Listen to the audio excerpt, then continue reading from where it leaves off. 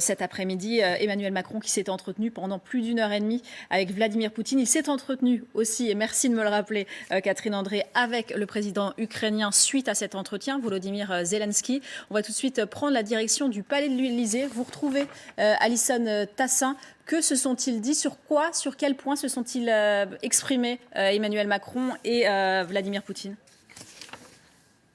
Eh bien, le président de la République française a réaffirmé un certain nombre de points sur lesquels il était attaché, notamment une préservation des infrastructures civiles, une sécurisation des axes routiers, en particulier la route du sud de Kiev. Vous savez, c'est cet itinéraire qu'a notamment recommandé tout à l'heure Jean-Yves Le Drian pour les Français qui souhaiteraient encore fuir Kiev, et puis également un arrêt de toutes les frappes et attaques contre les civils et les lieux de résidence. C'est évidemment là le principal point de cette discussion. L'Élysée qui indique aussi de son côté que le président Poutine a confirmé sa volonté de s'engager sur ces 3 points. Vous voyez, le marathon diplomatique continue pour le président de la République qui s'est donc entretenu avec le président russe. On note donc que les ponts ne sont pas coupés avec la Russie et que les échanges perdurent. Et puis, vous le disiez aussi à l'instant, les discussions s'entretiennent, et ce de façon très régulière, plusieurs fois par jour, avec cette fois le président ukrainien Zelensky. Emmanuel Macron a tenu informé le président Zelensky de cet appel avec Vladimir Poutine.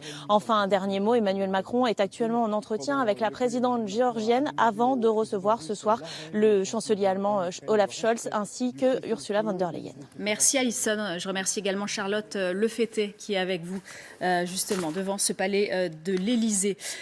Comment on la lit, vice-amiral? Enfin, ma question s'adresse à tous. Comment on lit cette conversation d'une heure et demie avec entre le président Macron et le président Poutine? Est-ce que c'est un retour de la diplomatie? C'est un bon signe. C'est un bon signe. Il vaut mieux une discussion que pas du tout. Évidemment, 1 heure et demie, c'est pas rien. Ça veut dire que c'était quand même substantiel. C'est-à-dire qu'il y a des points qui se sont discutés et qu'on y a répondu. C'est pas simplement une prise de contact. C'est tout ce qu'on peut dire, parce qu'évidemment, on n'y était pas. Donc, on peut pas improviser ni essayer de deviner. Mais en tout cas, on arrive à un point, pour faire bref, on arrive à un point où il semble que les choses se passent pas comme Moscou le pressentait ou le souhaitait au début. Ce qui veut dire qu'à partir de maintenant, il y a 2 voies possibles. Soit, effectivement, la Russie commence à voir l'impact, les conséquences de cette action, et non pas va faire machine arrière, parce que c'est pas tout à fait le genre de Vladimir Poutine, mais va quand même chercher une voie de sortie, auquel cas il faudra leur en proposer, il faudra du dialogue.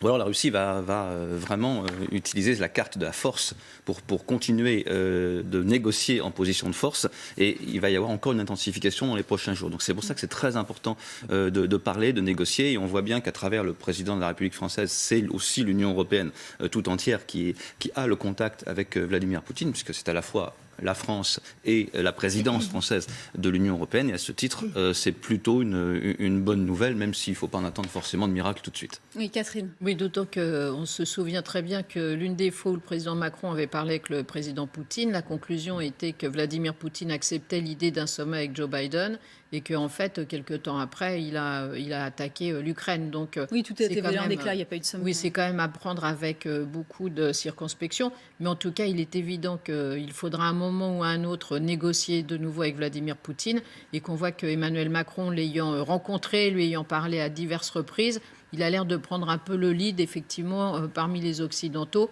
dans cette discussion avec le président Poutine, qui doit en plus commencer quand même à connaître assez bien maintenant, et c'est peut-être plus facile avec un négociateur assez redoutable comme le président russe. Ouais, on rappelle juste les 3 points sur lesquels apparemment Vladimir Poutine a confirmé sa volonté de s'engager. Donc arrêt de toutes les frappes et attaques contre les civils et lieux de résidence, préservation de toutes les infrastructures civiles, sécurisation des axes routiers, en particulier la route du sud de Kiev. On en parlait de cette route il y a quelques minutes.